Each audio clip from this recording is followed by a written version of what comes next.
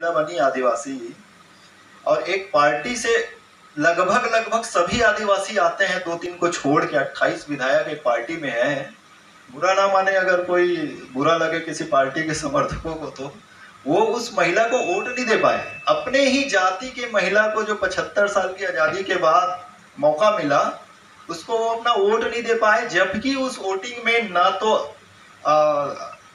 दल बदल कानून लागू होता है, ना व्हिप जारी होता है, और ना ही कोई आपको पार्टी से निकाल सकता है। इसके बाद भी आप अपने समाज के साथ खड़ा नहीं हो पाए, तो गुलामी कहां पर है हमारी?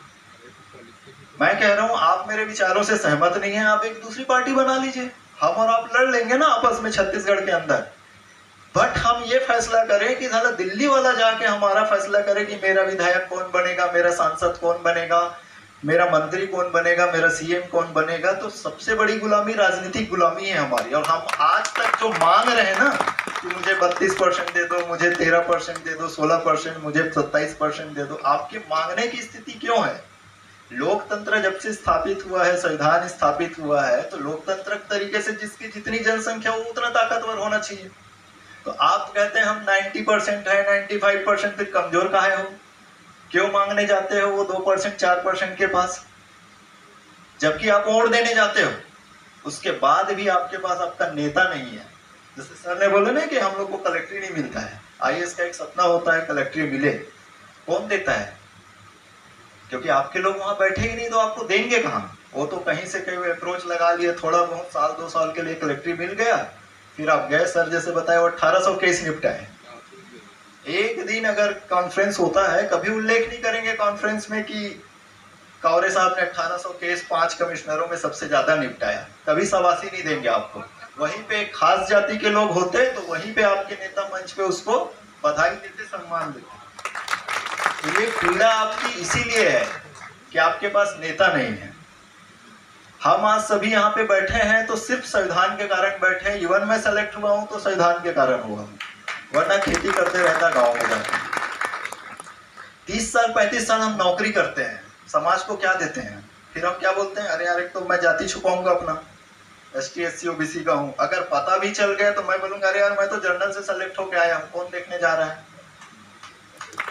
जबकि आप जब फॉर्म भरते हो उसी समय आप बताते हो कि मेरे पास कास्ट सर्टिफिकेट है। उसके बाद आप कैसे सेलेक्ट होते हो नहीं होते हो छोड़ दो उसको, आपके पास कास्ट है ना, आप कास्ट तो बदल नहीं सकते हैं। उसके बाद भी आप उस कास्ट के साथ सम्मेलन कभी भी हो तो आप सभी अजाक्स के लोग मिलके OBC को भी शामिल करें।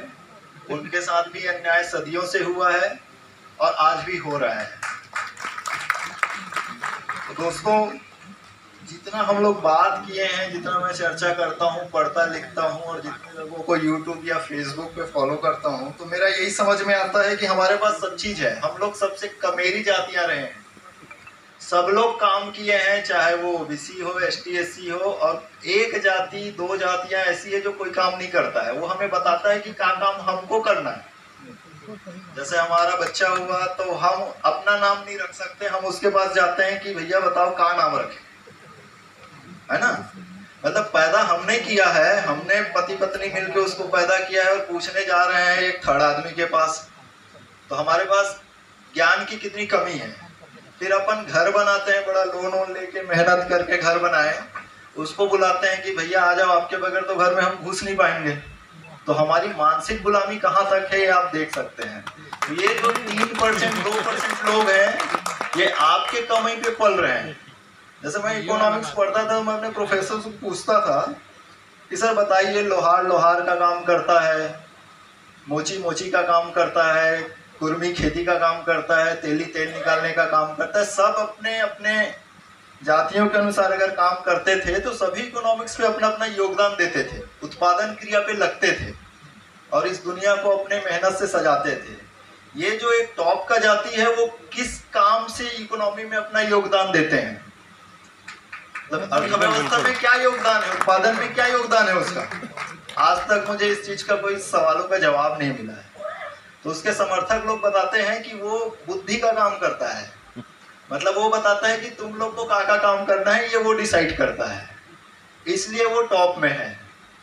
तो बुद्धि तो हमारे पास भी है, हम भी डिसाइड कर सकते हैं कि हम क्या काम करते हैं, अपने काम को शिफ्ट भी हम करते हैं। लेकिन वो सदियों से उसी चीज का खा रहा है। और हम आज भी इस प्रदेश में, जैसे छत्तीसगढ़ बना तो क्षेत्रीयता के आधार पे बना ना, हमारी संस्कृति, हमारी बोल भाषा, हमारा एक क्षेत्र है, इस आधार पे क्षेत्रीयता के आधार पे हमारा छत्तीसगढ़ बना। फिर भी हम अपना क्षेत्रीय पार्टी आज तक बना नहीं पाए। एक बी फॉर्म के लिए भी हमें आज दिल्ली जाना पड़ता है, चाहे वो भाजपा हो या कांग्रेस हो। मैं खुलेआम बोल रहा हूँ इस मंच पे, आपके पास बी फॉर्म बांटने का ताकत नहीं है। आपके पास सब चीज है, आप 97 बोल लो, 90% हो आप, आपके पास नौकरियां हैं, पैसे हैं, धन दौलत है, सब है। किस चीज की कमी? आपका जनप्रतिनिधि भी आपके नहीं है हो, इसलिए आप आज यहाँ पे बैठे हैं। हम लोग, हमारे कम से कम अगर 5 लाख कर्मचारी इस प्रदेश में है, 75 साल से 2 रिजर्वेशन तो लागू है ही लगभग एसटी और एससी का, फिर ओबीसी का 93 में आ गए, तो लगभग इस 5 लाख कर्मचारियों में मान के चलो 3 लाख इस वर्ग के लोग होंगे इस प्रदेश में। और 3 लाख लोग लगभग 25 से 35 साल के बीच नौकरी करेंगे अपने पूरे जीवन में, लेकिन वो सोसाइटी के लिए कुछ नहीं करते हैं। क्या 1 महीने की सैलरी देने को तैयार हैं? 35 साल की सर्विस में वो 1 दिन की सैलरी बोल रहे थे, मैं 1 महीने की सैलरी बोल रहा हूँ। जिस दिन आप 1 महीने की सैलरी, जिस कास्ट सर्टिफिकेट से आपने अपना जीवन बनाया है, उसको अगर लौटा देंगे ना, तो आपकी राजनीतिक नेतृत्व भी खड़ा हो जाएगा। और जिस दिन राजनीतिक नेतृत्व आपका खड़ा होगा तो ढूंढ ढूंढ के आपको लेके आएगा और आपको आगे बढ़ाएगा। आपको मांगने की स्थिति में आप नहीं रहेंगे। तो दोस्तों, जैसे आप ऑफिस चले जाइए, कितने बड़े, मैंने सीएस के भी ऑफिस देखे, एसीएस के भी देखे, अभी तो वर्तमान सेक्रेटरियों को भी ऑफिस देता हूँ। बड़े गर्व से ना 4-5 मूर्तियां, फोटो लगा के रखेंगे, 11 बजे आएंगे, उसमें पूजा पाठ अगरबत्ती सब करेंगे। मानते हैं, मानिए, उनकी स्वतंत्रता है, बट क्या हम लोग कभी बुद्ध या कभी डॉक्टर अम्बेडकर की फोटो अपने चेंबर में लगा पाएंगे, जिनकी बदौलत आप वहां पे अधिकारी बन के बैठे हो? अपने आराध्य का पूजा कर पाओगे आप अपने ऑफिस में, सरकारी ऑफिस में? आपको भेद दृष्टि से देखा जाएगा। हम खुद अपने आप में सक्षम नहीं है कि हम उसको लगा पाएंगे। अगर ये 3 लाख लोग लगा ले तो कोई बोलेगा क्या? लेकिन हम खुद ही डरते हैं, अपने आप में हीन भावना से ग्रसित हैं। संविधान हमें सारा अधिकार देता है, संविधान के कारण ही हम यहाँ पर हैं। तो संविधान को बचाने की जिम्मेदारी किसकी है? हमारी है। संविधान से फायदा कौन उठाया? हमने उठाया। संविधान से नुकसान कौन से वर्गों को हुआ? जो मानते हैं कि हमें नुकसान हुआ, तो वो संविधान की रक्षा थोड़ी करेंगे। संविधान की रक्षा के लिए तो आपको आना पड़ेगा, और संविधान की रक्षा तभी होगी जब आप राजनीतिक सत्ता हासिल करोगे। बहुत सारे हमारे अधिकारी कर्मचारी रिटायर हो जाते हैं, फिर सोशल वर्क में लग जाते हैं, तो राजनीति में आना चाहिए सर। बहुत सारे, आप बताइए 90 सीट है, आप 3 लाख में 90 लोग नहीं ढूंढ पा रहे हैं जो राजनीतिक इच्छा रखते हैं, और आप इन 3 लाख लोग उसको सपोर्ट कर सकें? क्या कमी है आपके 3 लाख लोगों में? क्यों खड़ा नहीं हो सकते आप लोग जिस दिन 11, 5 और 90 इतने लोग खड़ा कर लिए ना अपने 3 लाख लोगों में से, कोई माइका लाल आप लोग को रोक नहीं पाएगा, और सारी इच्छाएं आपकी पूरी हो सकती है। तो दोस्तों, ज्यादा मैं बोलूंगा नहीं।